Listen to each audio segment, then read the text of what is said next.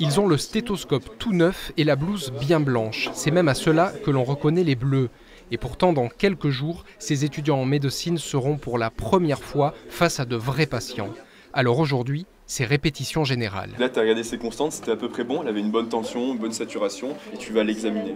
Ça fait combien de temps que vous avez du mal à respirer là? À la veille de débuter leur internat à l'hôpital, ils participent à des ateliers pratiques animés par leurs camarades de 5e année.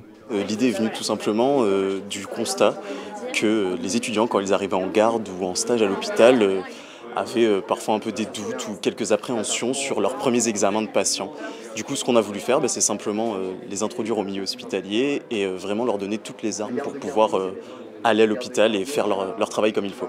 La partie en tissu, c'est celle qui va être côté stérile, et la partie plastifiée, celle qui va être côté table. C'est le moment d'enfiler les gants stériles. À l'atelier chirurgical, il faut recoudre une vilaine coupure et même sur un pied de porc, on s'applique. Les gestes techniques, ça s'apprend. Le rapport avec le patient, c'est vrai que ça peut être tendu de temps en temps. Voilà.